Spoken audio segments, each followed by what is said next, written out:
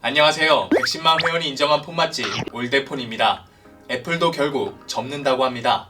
그래서 오늘은 베일을 벗은 애플의 첫 폴더블 폰 아이폰 폴드에 대해 알아보고요. 추가로 삼성이 새롭게 공개한 4가지 폴더블 디스플레이도 함께 알아볼까 합니다.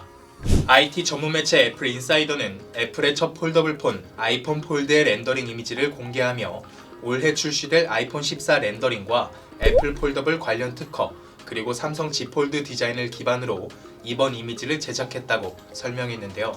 아이폰 폴드는 삼성의 갤럭시 Z 폴드처럼 좌우로 펼치는 인폴딩 방식의 폴더블 폰입니다. 아이폰 14 렌더링 이미지와 비슷하게 전면 카메라는 노치가 사라진 펀치홀 디스플레이가 적용될 것으로 보이고, 후면 카메라는 인덕션을 닮은 독특한 카메라 렌즈 배열을 유지하면서도 카툭티가 사라질 것으로 보여지며, 측면에 있는 버튼 배열도 기존 아이폰 시리즈처럼 무음 버튼, 볼륨 버튼, 슬립 버튼이 탑재될 것으로 보입니다. 렌더링 이미지에는 외부 디스플레이가 없는데요. 단순히 접었다 펴는 아이폰이 될 것인지, 아니면 갤럭시 Z 플립이나 P50 포켓처럼 직사각형 또는 원형 디자인의 외부 디스플레이가 탑재될지는 지켜봐야 할 것 같습니다.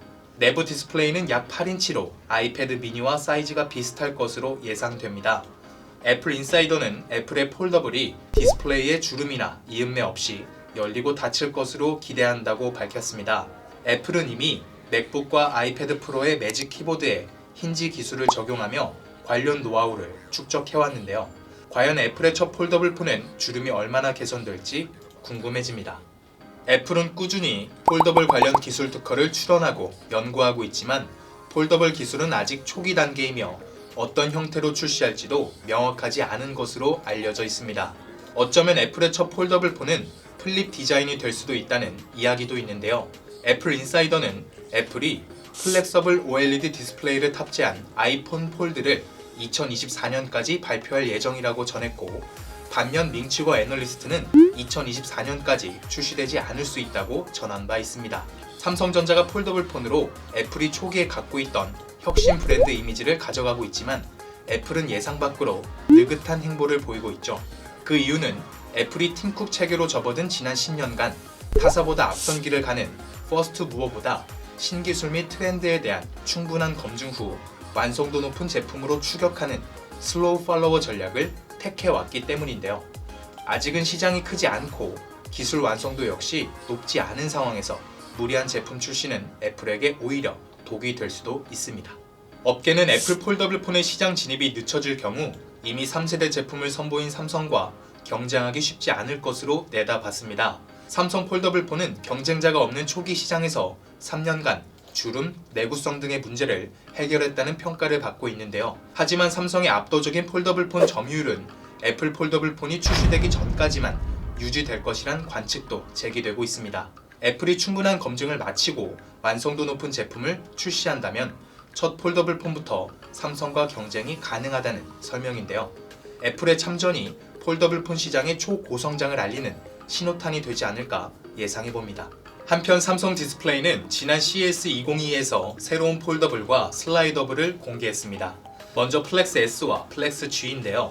플렉스 S는 S자 형태로 안팎으로 2번 접는 방식으로 한쪽 화면이 자연스럽게 외부 디스플레이가 된다는 게 특징이고, 국내에서는 병풍이 접히는 방법과 비슷하다고 해서 병풍 에디션이라는 별칭을 가지고 있습니다. 플렉스 G는 G자 형태로 안쪽으로 2번 접는 방식으로 화면이 외부에 노출되지 않기 때문에 외부의 충격이나 스크래치 등 내구성에 유리한 장점이 있지만, 접었을 때는 전화나 문자, 시계, 알림 등을 확인할 수 없다는 단점이 있습니다. 두 가지 모두 큰 사이즈와 작은 사이즈로 소개되어 스마트폰, 태블릿, AI 기기 등의 다양한 디바이스의 활용이 가능할 것으로 보입니다. 다음 플렉스 슬라이더블은 왼쪽 측면에 있는 버튼을 누르면 화면이 오른쪽으로 확장되는 방식입니다. 평소에는 일반 바 형태의 스마트폰 크기로 휴대가 쉽고, 확장시키면 멀티태스킹, 영상 감상 등 다양하게 활용이 가능하다는 특징이 있습니다. 마지막으로 플렉스 노트는 17.30 패널을 적용한 폴더블 제품으로 접었을 때는 13형 노트북으로 펼쳤을 때는 대화면 모니터로 사용이 가능하다는 특징이 있습니다.